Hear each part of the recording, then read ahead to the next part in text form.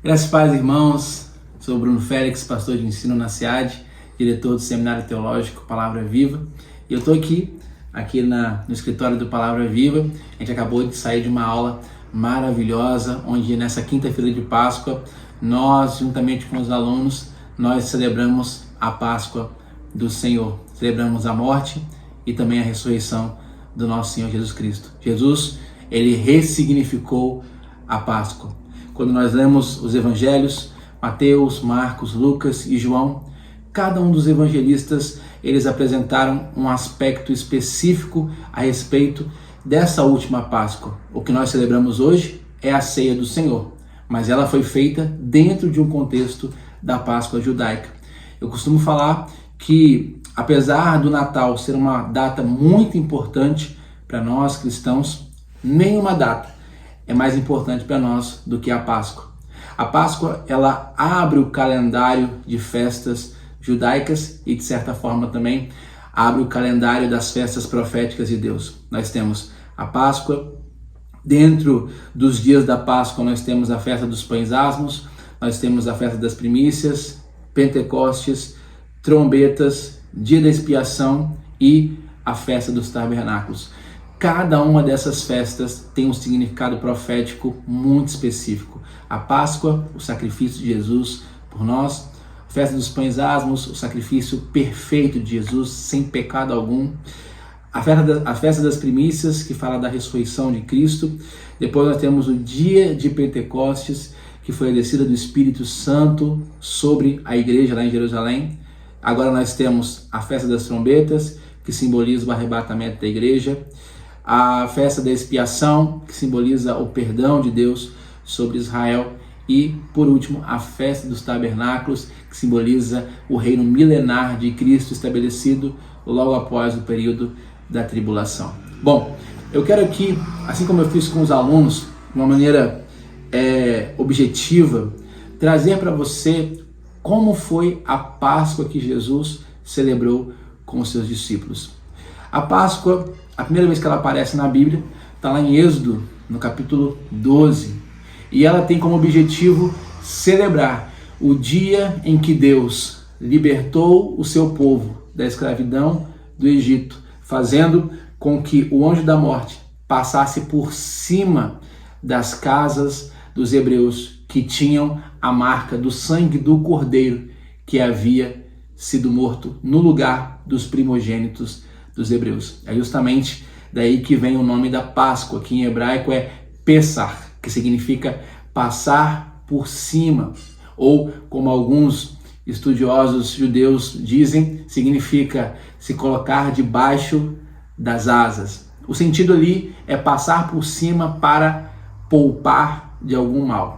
A Páscoa simboliza libertação, a Páscoa simboliza redenção, a Páscoa simboliza santificação, a Páscoa simboliza o cuidado de Deus com o seu povo. Tinha esse significado e tem para os judeus e para nós muito mais, que estamos fundamentados numa liberdade e numa redenção que veio não por sangue de um cordeiro animal, mas por sangue de Jesus, o Cordeiro Santo de Deus.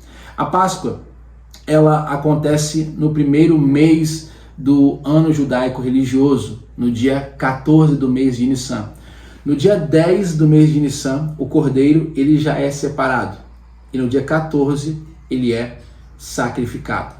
Na época de Jesus provavelmente na segunda-feira, ele com seus discípulos separaram o cordeiro que eles iriam sacrificar. Para você ter uma ideia, de acordo com alguns estudiosos, naquela época, o período de Páscoa, eram sacrificados aproximadamente 250 mil cordeiros no templo de Jerusalém. Olha a quantidade de cordeiros, 250 mil cordeiros eram sacrificados por centenas de sacerdotes num período de 2 a 3 horas. Por quê? Porque o cordeiro tinha que ser sacrificado no pôr do sol. Então, era mais ou menos das 3 horas da tarde até as 6 horas da tarde que o cordeiro era sacrificado. Então, era muito cordeiro, era muita gente e a demanda de trabalho era muito grande. Mas uma coisa que facilitava é que os galileus, juntamente com os fariseus, e o povoado do norte de Israel, eles contavam um dia de uma maneira diferente daqueles que moravam em Jerusalém e até os próprios líderes religiosos, que eram os saduceus. Para os galileus, o dia começava quando o sol nascia, ou seja, assim como para nós, o dia começa quando o sol nasce. Agora, para os povos de Jerusalém, para os saduceus, o dia começa quando o sol se põe. É por isso que Jesus, como galileu, e os seus discípulos também, como galileus, Jesus, ele comemora a Páscoa justamente na quinta-feira, porque para ele já havia começado o dia 14 de Nissan. Quando você lê o relato dos evangelhos, você vai ver que na quinta-feira Jesus celebra a Páscoa. Depois da Páscoa, ainda na quinta-feira, na noite de quinta-feira, ele vai para o Getsemane. Lá no Getsemane, Judas chega, Jesus é preso, Jesus passa a madrugada no Sinédrio. Depois, na manhã de sexta-feira, Jesus vai para o pretório, se encontra com Pilatos.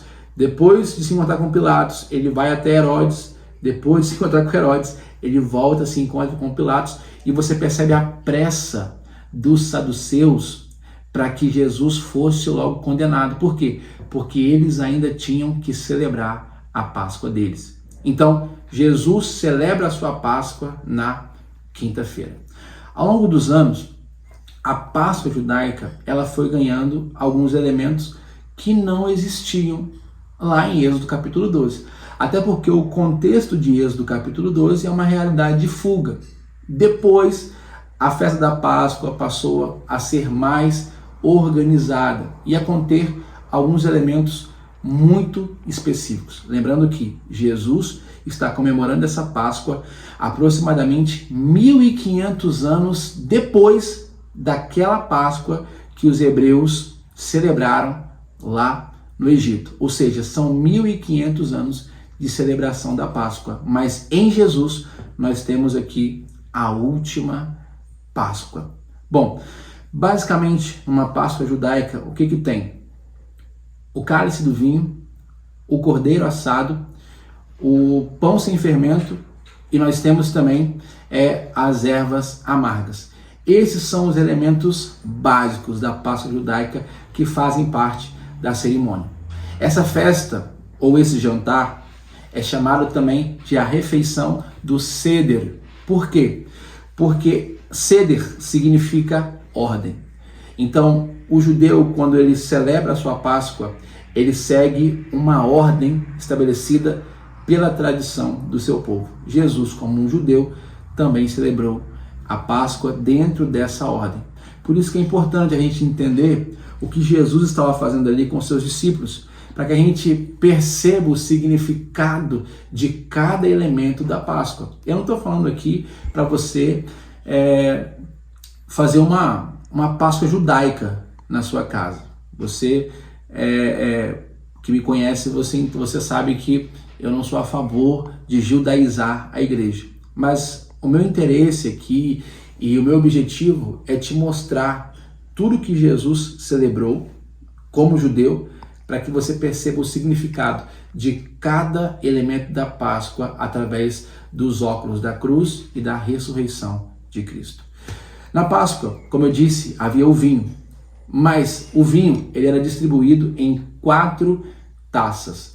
4 taças ou 4 cálices. Cada cálice desse tinha um significado específico.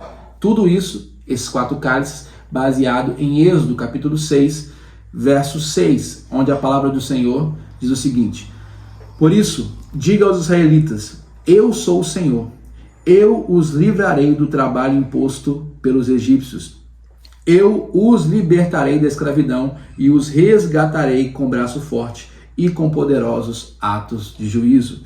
Eu os farei meu povo e serei o Deus de vocês. Esses 4 cálices simbolizam essas 4 atividades de Deus para libertar o seu povo do Egito. Quando Deus disse, eu os livrarei, quando Deus diz, eu os libertarei, quando Deus diz, eu os resgatarei, e quando Deus disse, eu os farei. cada cálice desse simboliza aquilo que Deus disse para o seu povo que iria fazer para libertá-los do Egito. A gente sabe que na tipologia bíblica, o Egito, ele simboliza o mundo. Faraó simboliza Satanás, o Deus deste mundo. E justamente a ação de Deus de tirar o seu povo do Egito é o que acontece conosco. Quando nós somos salvos por Cristo, somos redimidos, somos libertos, somos santificados, somos resgatados, como diz Colossenses 1,13, do império das trevas e somos trazidos para o reino do seu Filho amado. O primeiro cálice é o cálice da santificação. O segundo cálice é o cálice da libertação. O terceiro cálice é o cálice da redenção. E o quarto cálice é o cálice da consumação. E esse daqui, meu irmão, é o mais importante. Não que os outros não sejam, mas o cálice da consumação, o seu significado é extraordinário. Então vamos lá. O que acontece numa refeição judaica da Páscoa? Começa-se então a refeição. Como diz lá em Lucas capítulo 22, verso 17. Diz assim: recebendo um cálice, Jesus deu graças e disse: tomem isso e partilhem uns com os outros. Então, a cerimônia judaica, eu não estou entrando aqui nos pormenores, mas a cerimônia da Páscoa judaica começa então com o anfitrião da casa, no caso aqui Jesus, pegando esse primeiro cálice. E esse cálice é o cálice da santificação. Jesus então toma desse cálice e compartilha com seus convidados, que no caso são os seus discípulos. Depois que todos eles participam do cálice da santificação, agora vem o momento da purificação. Nesse momento, os convidados e o anfitrião, eles lavam as suas mãos numa bacia d'água. Foi provavelmente nesse momento que Jesus saiu da mesa para lavar os pés dos seus discípulos, como diz lá em João capítulo 13. Bom, como eu disse, existem pães sem fermento nessa cerimônia também. E são 3 pães sem fermentos, ou pães asmos, ou o pão matzá. São 3 pães.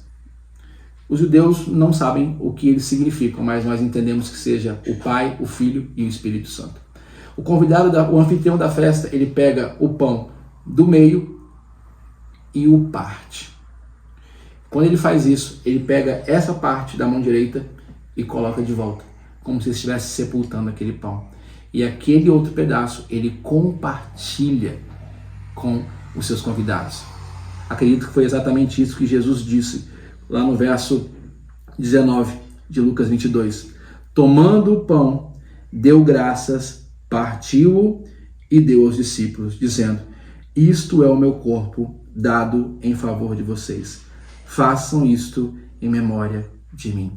Nesse exato momento, Jesus ele já está começando a se apresentar para os discípulos como o substituto do Cordeiro da Páscoa. É óbvio que eles só entenderam isso depois da sua ressurreição.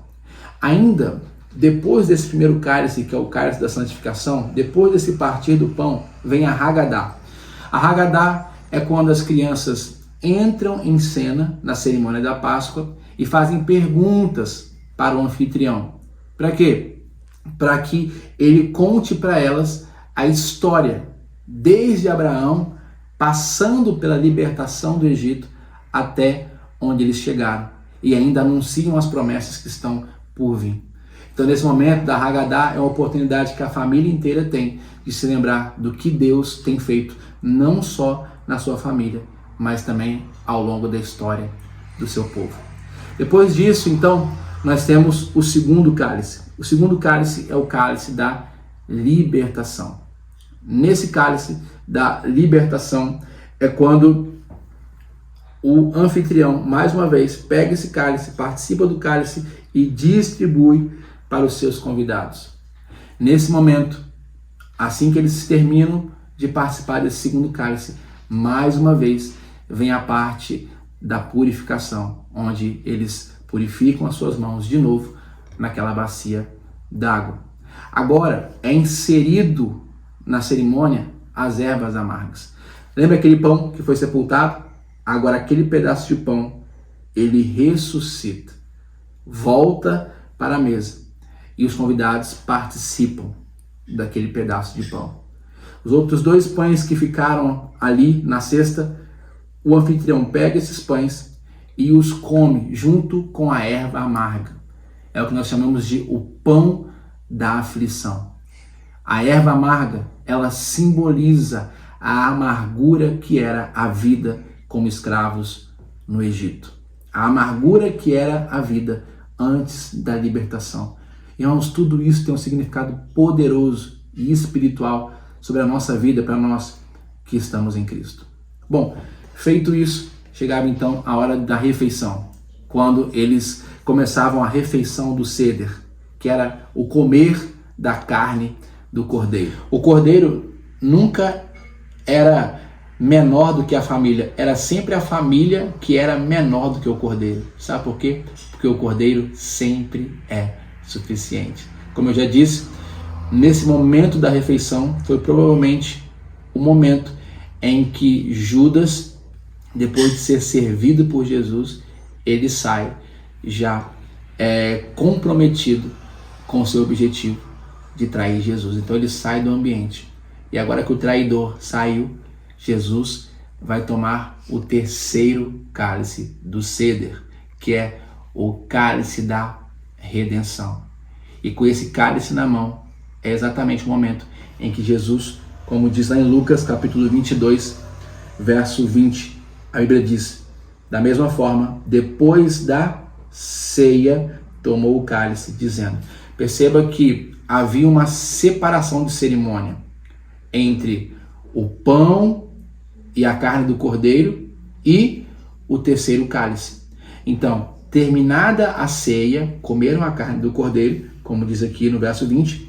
Da mesma forma, depois da ceia, tomou o cálice, dizendo: este cálice é a nova aliança no meu sangue, derramado em favor de vocês. Jesus ali está estabelecendo uma nova aliança.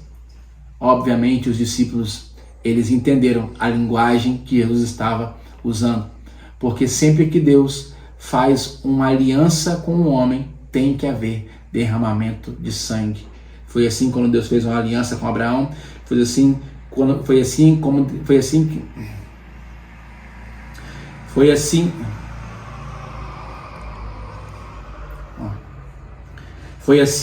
quando Deus fez uma aliança com Abraão, lá em Gênesis capítulo 15.